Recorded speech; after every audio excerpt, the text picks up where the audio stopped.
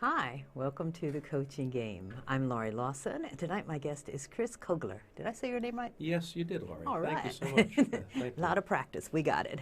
And Chris is the CEO of some fantastic thing that I just heard about, and I'm so thrilled I did, called Narrative IQ. And we're going to just bug him and ask him all the questions about that. First, let me just tell you a bit about the coaching game. The coaching game is based on the fantastic points of view, the coaching game, which is a marvelous coaching tool designed to bring right and left brain thinking together. And they do that through a series of different things, but there are cards also. And I asked my guests to choose a couple cards, and Chris chose two, leadership and creativity. We're going to find out how those two come together, because a lot of times leadership is not considered to be creative at all. But Chris has a whole different idea about that. So Chris, welcome to the Coaching Game. Thank you so much, Laurie. Thrilled It's to have you fantastic here. to be here. Yeah, Really it's pleased so to be here. exciting. Tell me, what is narrative IQ? How did you come up with it? What is it? Where are you going with it? The whole Great thing. idea. Narrative IQ is a really unique business. It is a management consulting firm, and we work in a very specific niche. We work in the niche of business story strategists. That's what we do. And people say, what is a business story strategist? Exactly. You know, what is a business story strategist? What we do is we help leaders in companies, both large and small, to be able to take their strategy, their new initiatives, to take change management initiatives as well as sales, and to put that information, that business information, embedded into a personal business story. By doing that, what we're actually accomplishing is getting folks, the stakeholders who actually are the people listening, to actually remember what they're saying. Stories are very powerful. They're one of the most powerful persuaders we have in the world. Still, is this a new thought, or is this like an old-time, century-old proven theory that, okay, if you can put it in a story? Well, I know, like if a song, I can remember stuff in a song better than I Yeah, can, you know, yeah. if it has words. You know, instrumental, it's a nice tune, but I don't remember that. So is this something you came up with, or is this something you've realized, or how did this all happen? How did this occur? I will give you a little bit of history. Narrative IQ is a relatively young company. However, we're partners, international partners, with a firm by the name of Anecdote. Okay. Anecdote has been around for a decade. They're out of Melbourne, Australia. We have 27 partners in 17 countries around the world. Wow. So I'm one of two partners in the U.S. Now, as far as stories go, one of the founders had been working for IBM, and when Lou Gerstner was taking IBM from a products company to a services company, this gentleman, whose name is Sean Callahan, was on the team that went literally around the world for about a year and a half collecting IBM business stories, the good, the bad, the ugly. And what they did was, when you collect stories, we call that story listening, they brought it back to the leadership, and based on what they discovered, they found that it was really important to turn the big IBM ship from a products firm to a services firm. Once that, Wow. that's pretty neat, Based isn't it? on stories. Based That's on amazing. stories, based on what they were discovering out in the Yeah. field. Sean took it a step further. He said, there is a real business here. Stories are very powerful. They're powerful persuaders. And I think that we can take this and not just do story listening, but teach people how to do storytelling, as well as something that we talk about, which is called story triggering, too. Okay. Now, the long-term history of stories, human beings are storytellers. That's what we do. We have been storytellers for millennia. When we were cave people, we actually, and you were a leader of your tribe, you needed to tell your tribe that saber-toothed tiger over there was dangerous. And we did this verbally as well as through pictures. If you look at the caves of Lascaux, you can see that stories are on the wall. Now, the fascinating thing is that most people don't really think of themselves as storytellers. However, research was done by a gentleman by the name of Robin Dunbar out of Oxford. And he had a really interesting and what would seem to be a simple question. What do we talk about all day? What do human beings talk about all day? So he sent his graduate students out into the field with clipboards, and they had already figured out how to codify language. And they went to very common places, the grocery store, to the supermarket, to the movie line, waiting for children and their families waiting for the bus. And they actually basically they were eavesdropping. They were listening to what people were talking about. I want one of these jobs where you go around listening to stories. I love it. They came back, they collected the information. What did they discover? They discovered that 65% of the time when we're talking informally to people, we are actually telling stories. We are storytelling human beings. That's what we do. That's amazing. And as a result of that, what we also have learned is that stories are powerful. We actually remember stories.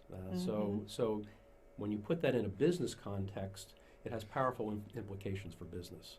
That's interesting, because when you're saying pictures, we tell stories through pictures and words, then I think points of view is like they realize the power of the picture and the power that, only one word and you can create the story in your head. Absolutely. And so it's really amazing that someone else said, you know what, let's tell some stories and get the message across. So when you say that you're one of 2 people in the United States, what are you doing? You're not listening for stories, are you? Well, if a client wants me to listen for stories, that's actually something that I will do. But what we are doing is we are working with corporations with our sweet spot tend to be Fortune 1000 companies, but I'm based in New York, so I work with mid-sized firms, and there are very large mid-sized firms in this town, as well as entrepreneurs. I've always been in love with entrepreneurship, having been an entrepreneur myself. So I will work with large and small corporations, and we go in, we have a very formal program. It's called Storytelling for Leaders, and here's how it works. It's a 6-month engagement. When I come into an organization, I love to have a minimum of 8 people in the room, a maximum of 24. With smaller entrepreneurial firms, I will work with 3 or 4 individuals if they're interested in that. And we have very formal training. We teach a workshop, which is called Storytelling for Leaders. It's a pretty intense workshop, goes on for 8 hours in a day. It's a big brain dump, as I call it, and typically people's eyes glaze over about 4 or 4:30. That's with every workshop, yeah. It is with every workshop. However, what the people take away from this is they learn how to recognize a story, what a story structure is actually about, how to construct 4 different formats of stories. We teach 4 different formats. One is called a clarity story, a connection story. Also, we teach an influence story and what we call a success story. I want to find out the difference in all those. But first, I want to say, this is the leadership card, and as you can see, there's all kinds of different hands all together and sort of like a team thing. How does telling stories benefit your leadership skills? Terrific question. I'm going to share an experience that I had as a young man, and it has to do with leadership. When I was in my 20s, early 30s, I became creative director at a large television station actually here in New York City. I was literally on the job 3 or 4 days, and people would pop into my office. They would say, "Hey, Chris, how's it going? How you doing?" Well, on the 4th day, I picked up the phone, and there was an irate producer screaming at me on the other end, "Where are my materials?" I said, "Jim, I don't know what you're talking about. That's the problem with you people down there. You don't even know what's going on, do you? They were supposed to be here 3 days ago." I said, "Jim, calm down, calm down." He said, "I'm not calm." I said, "They're supposed to go out to the national press yesterday." He said, "I want you to find out what's going on, where they are, and get back to me in an hour." Slam. Oh, did you even know who Jim was? I oh, did. good. In fact, all right. Here's who Good, Jim good. was. Jim was one of the most powerful producers in our station. Oh, no. I was getting beaten up on day number 4 by one of the most Honeymoon was powerful. definitely over. The honeymoon yes. was over big time. And I sat there stunned. I was literally stunned. My jaw dropped. I put the phone down. I went, "My God, what just happened? My God, what just happened?" And I realized, I sat there, I said, "Do you know?" What he did was probably, I realized, give me one of the best lessons I could ever have. He taught me that the buck stops with me as the leader, and that I needed to take ownership of not just the good stuff, but also the bad stuff. And that resonated with me deeply. And I learned early on, thank God, that I needed to know what was going on, and not only that, take ownership of the good and the bad and the in-between. Now, what does that have to do with stories? I wish I had storytelling skills back then to be able to calm him down. I would have used an influence story to actually do that. Stories are one of the great ways that leaders can communicate effectively with their troops, with their stakeholders, with their owners, the people that they work with. And when you look at some of the best leaders in the world, what you discover, Laurie, is that they're awesome storytellers.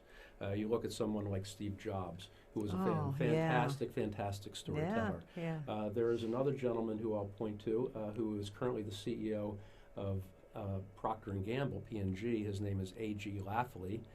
He's a fantastic storyteller. He changed the entire narrative of how Procter & Gamble actually does their innovation. When he came in quite a few years ago, P&G was always known for great innovation, and they had been failing. Some people were questioning, are they really doing a good job? What are they doing? And he changed the entire narrative, the entire story around innovation. What he actually did was he said, we're now going to begin to reach to the outside and bring in innovators, innovative ideas that we can then couple with what we're doing internally. Initially, the P&G research scientists were up in arms. That's pretty bold, that's actually. Pretty bold. Yeah. It's very bold, very bold. But however, by telling the correct story, which came to be known as connect and develop, what he was able to do was to connect brilliant, fresh ideas that came from the outside with his powerful R&D force on the inside to develop really fantastic new products. I believe Febreze is one of them that he came up with, and several others that became multi-billion-dollar products by changing the narrative on innovation. And as a leader, he was able to do that. Amazing, amazing. And so when you're teaching, when you're taking a group of people, are you teaching them how to actually tell a story, the most effective way to tell a story, or to be creative and come up? Oh, creativity, that was the other one. Creativity. It's like, okay, we're going to find out where that comes into the leadership. It just seems like, okay, you either have that talent or you don't. My goal is to do metaphors. I don't do them well. I can't think of them. I'm so envious of people who do and so appreciative. Can I be taught to tell a story? Absolutely can be taught to tell a story. In fact, as I mentioned, 65% of the time when we're talking informally, we're doing it anyway. One of the things we do is to change the mindset. When I ask people in the room, please raise your hand. How many people are storytellers in this room? Typically, I'll get 10 to 15% of the people will raise their hands. And then I tell them about the gentleman who I mentioned who discovered that, in fact, we're telling stories informally all the time. And I let them know, and you are all storytellers in this room. You need to start thinking of yourselves that way. And what we're going to do today in our workshop is to take you through several different things. One, how do you recognize a story? How do you identify a story? What are the components of a story? So we have a very formal structure and intellectual property that we go through in our workshop that begin to teach people how to listen differently, how to see differently, how to find stories, collect stories, and then we teach the story structures. It's very interactive, and I guarantee you that if you took my workshop, you would walk out being able to tell a wonderful story. Well, all right. That's exactly right, yeah. So you had mentioned there are 4 types of stories. Can you kind of tell me what the difference is? I'm just working on stories. I just want to tell a story. That's right. And through the day, we go through these various forms. The first would be called a connection story. If you are a person who is a retail person working in a retail store, and you want to tell them about your new innovative product or perhaps a new vision that your manager has, if you create a connection story, something that is personal to you, but also embeds that new vision or new business information into your experience, and you reach out and tell them about it in a way that makes them feel part of what's happening around them, you are able to connect to them. And so we go through a variety of different steps, how you find the information, how you put it together properly, and how then to express it so that the person who's on the other side says, I like this person. They're connecting to me. And they don't say that obviously in their minds, right. But so literally, but they're feeling comfortable with you and feeling that there is a connection between the two of you. I like that because I think normally I would think, oh, this is very self-indulgent. Who cares about me? You know, this guy came in for a quart or whatever he came in to, came in to buy something. Um, but it's not called, it's connecting. And so it's really all about the person you're trying to do business with in whatever form, rather than being, oh, let me tell you all about me. It's And here's another really powerful thing in terms of stories. We have been inundated with 20% faster, 50% brighter, 10% lighter, blah blah blah. Exactly. It goes in one ear and out the other. We tune out to that stuff.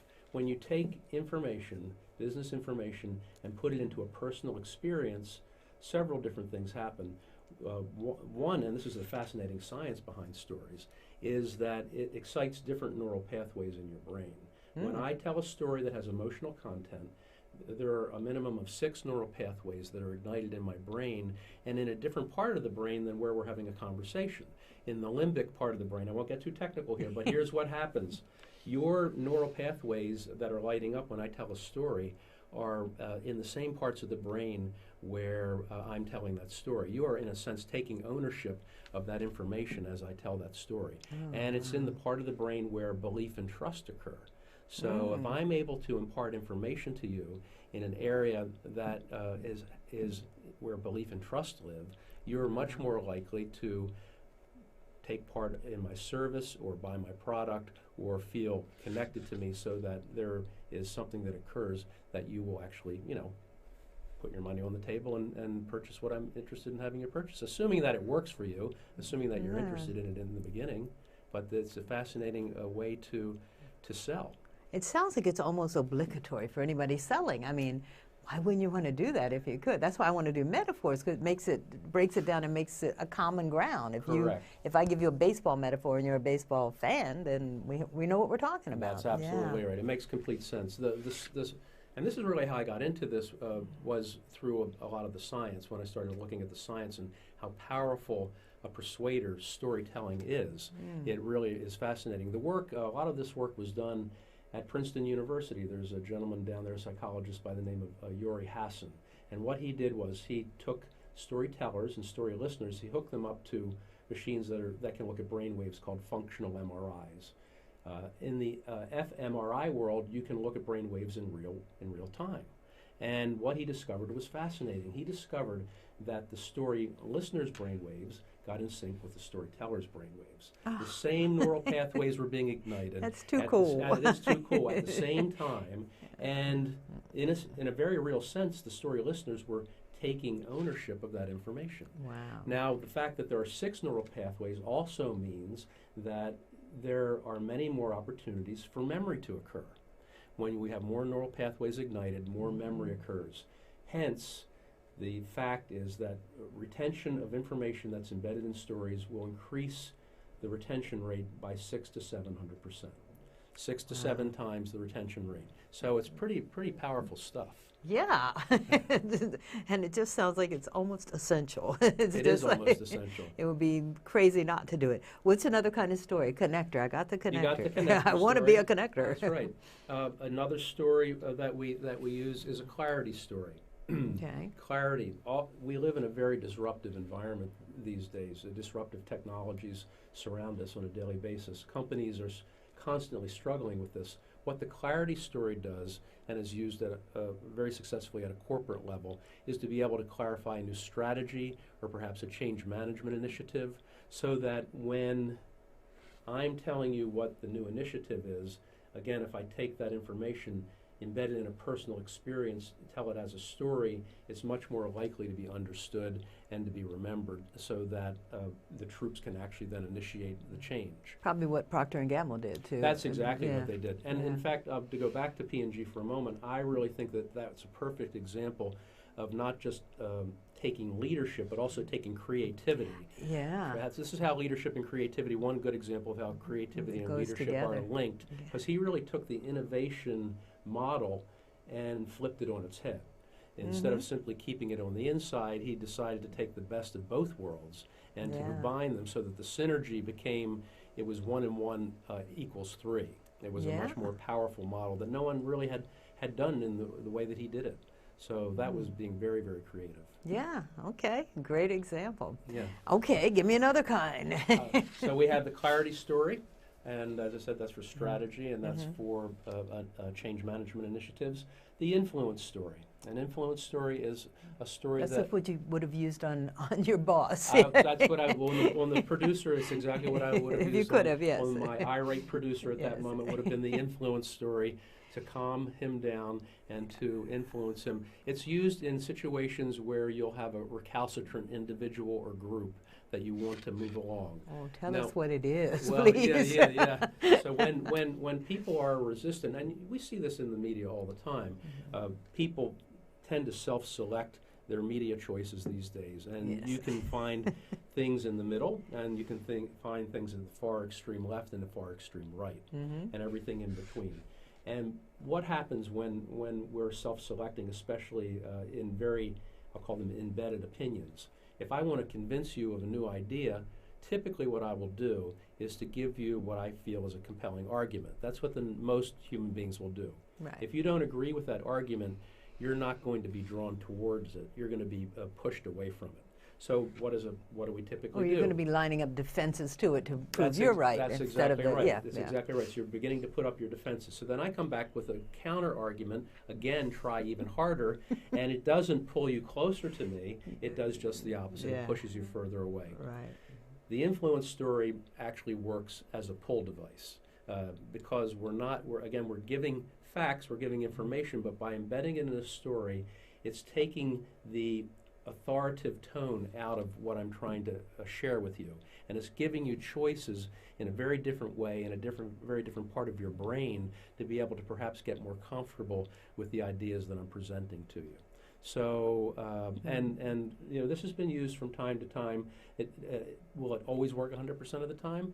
I can't guarantee that. But what I can tell you is that it's a pull strategy as opposed to a push strategy. So it pulls you closer to me and gives you information in a very different way, in a different part of your brain, that will allow you to perhaps feel more comfortable, not as threatened with the information. Can you sort of let's take the example of your producer. What you would have told him a story? I would have. Well, I've thought about that many times. I'm sure. I would lessons. have told him a story of a success story. Actually, I would have told him a story to influence him, to calm him down, of something that was seemingly awry, that actually had a very successful and happy ending.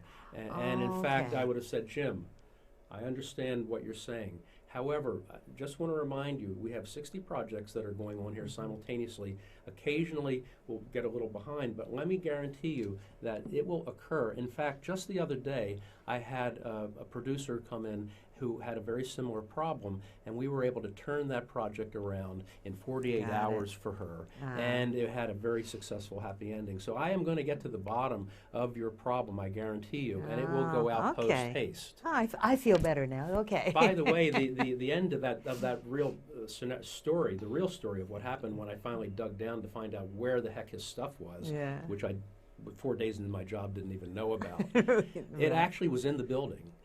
So it did have a happy ending. Good. It was in the building. It had been delivered to a different department. It should have gone to his group, but it went to a different group by mistake. So once we tracked it back, he actually had his materials that afternoon. So you can use that as your next influence story. All right. Exactly right. Perfect. That's exactly right. What's the last one, the last kind of story? The last story is a clarity story. And often clarity stories are used, or no, did we talk about we did clarity, right. Success, I'm sorry, the success story. Yeah. The success story is really a case study, if you will, in terms of something that had a beginning, a middle, and an end, and what we're focusing on is what the opportunity or the challenge was to begin with, what the effort was that was used to attack that or to work on that, and then what the outcome was, which was obviously a successful ending. Those must be the easiest stories, right? They are the easiest stories. And typically when we work with larger corporations, sometimes they'll want to work on success stories. We say, you guys have lots of white papers or case studies. Bring a couple case studies with you, and let's look at them even before the session. And what we will do is we'll teach you how to take what are sometimes very dry pieces of information. Although they Right. talk about success, we reframe that success in a personal anecdote, a personal narrative that then imparts, first it becomes personalized, secondly it becomes emotional, and third it talks about the success. So again, what we're Rather doing than is statistics and a chart, and That's because exact- again, that's that's glaze exact- over time. that's It's like, oh exactly yeah, right. that's interesting. Pretty color there. That's it. That's exactly right. So let me ask you, and our time is short, but with the Starbucks campaign, that was like, okay, they wanted their customers to interact with their people. What went wrong there? I mean, I love the idea. I salute them for wanting to do that. What was they missing? What were Why they- what- they what- needed you, but what were they missing? It's like, What were they missing when they were starting? When they were? yeah, when they I were- mean, it just didn't. It fell flat because I think the employees didn't know how to communicate with the customers or about what, and the customers were going, "What are you doing? Why do I have to talk to you?" What happened there? Was it just? That's a good question. I'm not sure I have a good answer for Okay. you. I could speculate. I often go to Starbucks as a third space, and you know the Yes, story yes. behind that, right? Howard Schultz went to Italy, and he had this aha moment where he actually saw that people in that culture would go and spend social time with their friends and their family. The first space being home, the second space being your office, the third space being where they actually went to socialize. And that was the initial concept, and still is, I believe, behind Yeah, Starbucks. yeah. Now, it's interesting. I really think that it depends on the Starbucks you go into. There are I some. agree. There are some agree. that are incredibly friendly and engage you. They don't necessarily tell stories, however, they are engaging and happy campers. And then there are others that I feel are there on the treadmill. So if, in fact, there was some effort that went into on a regular basis, because they are the frontline troops, Sure, the frontline yeah. soldiers, to be able to give them some storytelling skills, that might be something that I would think be he's on the powerful. right. Yes, I think he's on the right track for sure because people do go there as a home away from home. Right. I just think that maybe he needs you to Howard, take I hope you're listening. yeah, really. To just sort of say, okay, it's cool to have the conversation, but let's put it in a story format and relate to people. Believe it or not, we've got like 45 seconds Oh my left. God. I know. So I promised you fascinating. You This did? is fascinating, and we could. No, not you. You're the fascinating. I'm having a great time. Good, I am too.